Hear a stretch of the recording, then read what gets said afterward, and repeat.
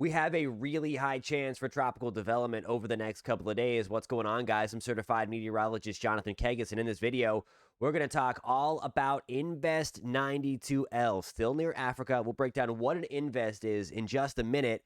But if you're watching from the Caribbean, something to pay attention to as this could get close over the next week or so.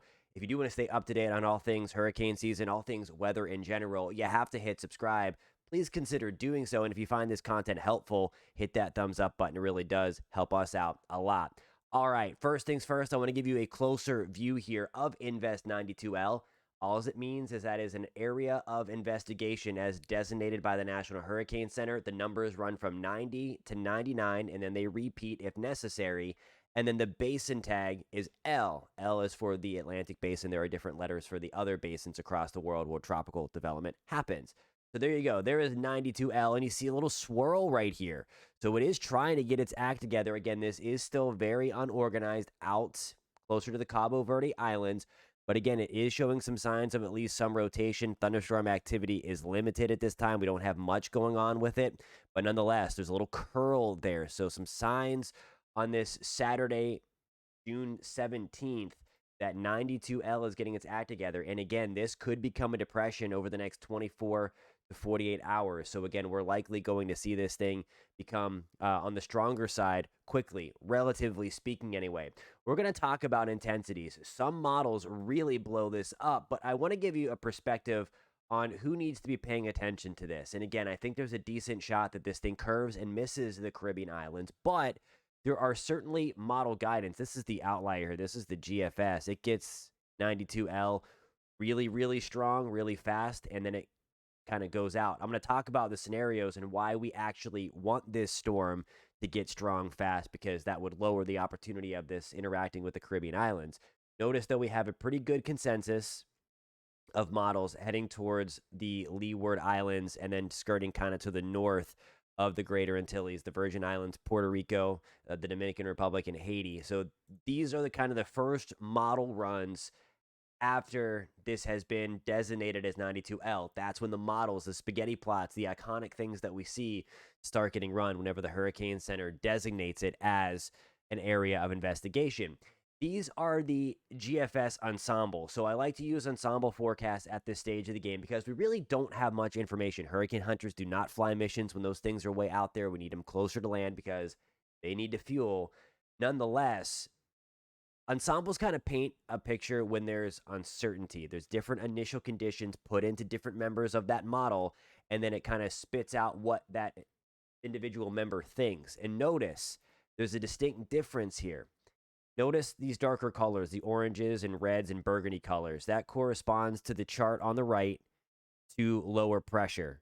The lower the pressure, the stronger the storm. So this is why we want this thing to get strong fast, because if it does, it's going to have a tendency to curve well before it gets to the Caribbean islands. There are the Lesser Antilles for reference, okay?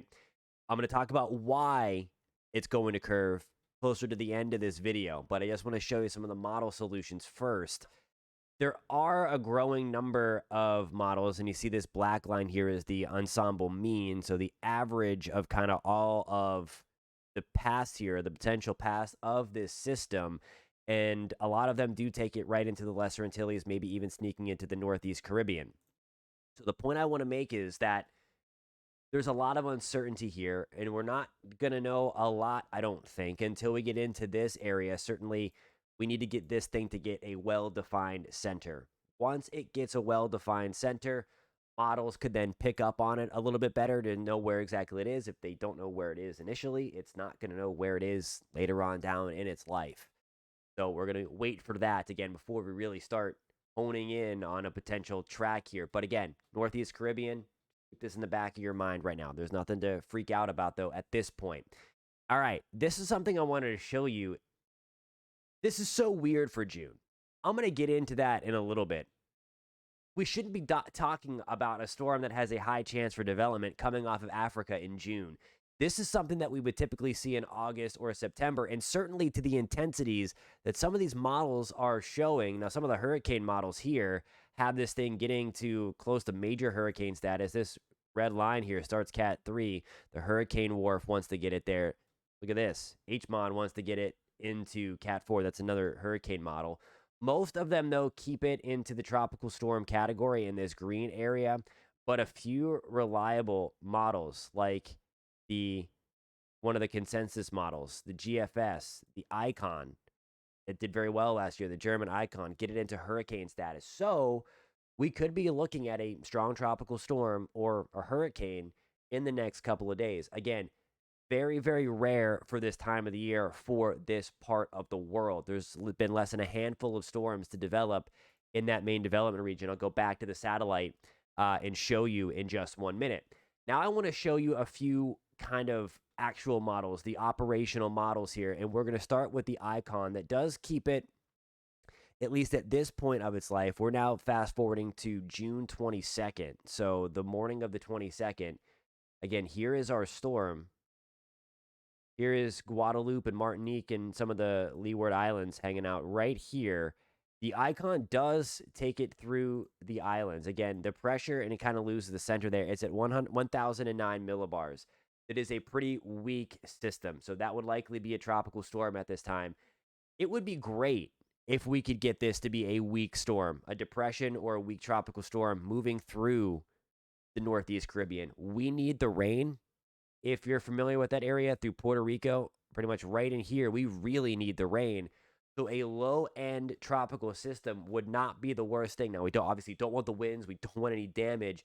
But if we can get some nice rain to kind of cool us off, it's been really, really hot there as well. That could be a good thing. Again, I'm not wishing a tropical storm. I want to be clear about that. But some beneficial rain from these things when they're not that strong, not always a bad thing. European model. Everybody loves the European. And again, there's crazy model consensus for being so far out and being in this part of the world.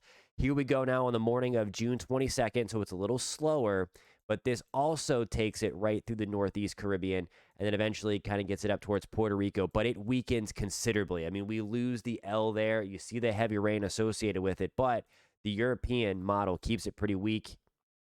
Maybe a strong tropical storm as it comes on through, but nonetheless, it keeps it on the weaker side, which is one of the reasons why, like the Icon here, it comes through the Caribbean. We talked about the weaker solution has a better opportunity to interact with the Caribbean islands. Now we're going to go to the GFS, and there is a distinct difference. Look at this thing. Now the pressure is down on the GFS solution. This is the 0Z run from June 17th. Has this thing down to 983 millibars.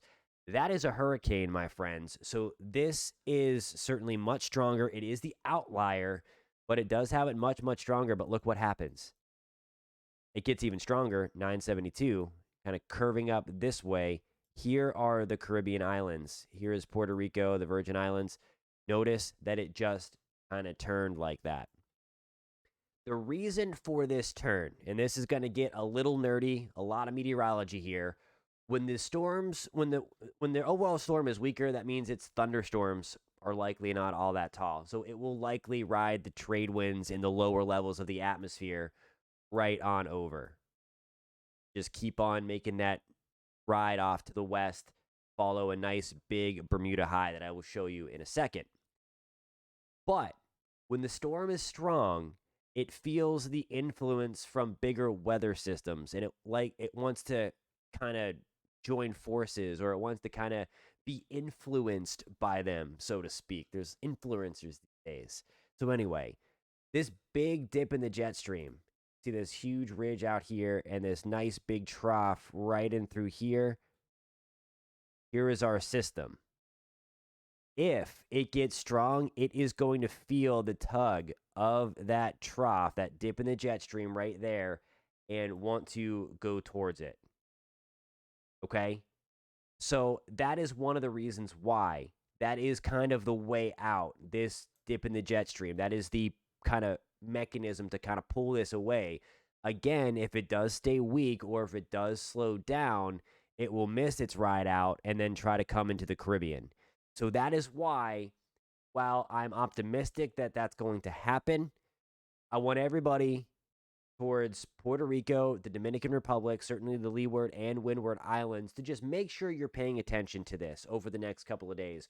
Once this thing gets a well-defined center, once this thing kind of flares up a little bit and we get good model guidance, and then certainly once it gets closer to the Caribbean and we do get hurricane hunter data in there, we're going to be able to determine where is that trough going? How strong is this storm? Is it going to take its way out, or is it going to come into the Caribbean? So there's still a lot of things left to be answered. Nobody has those answers except for God. But the point I'm trying to make is just keep this in the back of your mind. In the Caribbean, that we could be talking about tropical depression, tropical storm, maybe a low-end hurricane getting close to the Caribbean. Again, if it is a hurricane, it does have more of a tendency to kind of go up and then out following that trough. We are going to stay with this, guy. Sorry this was a long video today, but there is a lot to break down with the life cycle of what is now Invest 92L, which will likely be Tropical Depression 3 later on Sunday, maybe Monday, maybe Tuesday. But the thing looks relatively healthy right now. Again, there is another view of it right on through here. My squigglies are all over the place. There you go with 92L. Mentioned earlier, and I don't want to shun my friends towards Nicaragua, Honduras, and into Panama, Costa Rica. A lot of thunderstorms here. There's been no indication that we're going to see that ramp up into a tropical system. There's not much time with these storms flowing off of South America, but nonetheless, it is going to be wet. It is going to be stormy into Panama, Costa Rica. One thing I should mention, or I failed to mention before at the start of the video, I would not be surprised either if there's a quick spin up tropical depression or storm right here. Florida is getting rocked with thunderstorms on the morning of Saturday, the 17th. It will also be rocked with thunderstorms on the morning of the 18th as well. That little system is going to be riding like this, kind of coming through and then getting out here.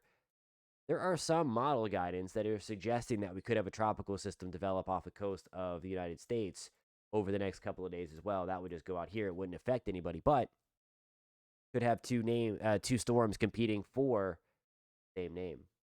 Interesting. Next named storm of the season, by the way, is Brett. I think we're going to see that one way or the other, if it's that thing off the southeast coast or if it's what is now Invest 92L. As I rambled on for another few minutes, but I hope you found out that insightful. Thank you guys so much for tuning in. Again, we talk all things weather on this channel. If you found this informative, if you're a weather nerd like me and you want to hang out and talk about the weather, you've come to the right place. Please hit subscribe, hit that notification bell, and we will catch you next time.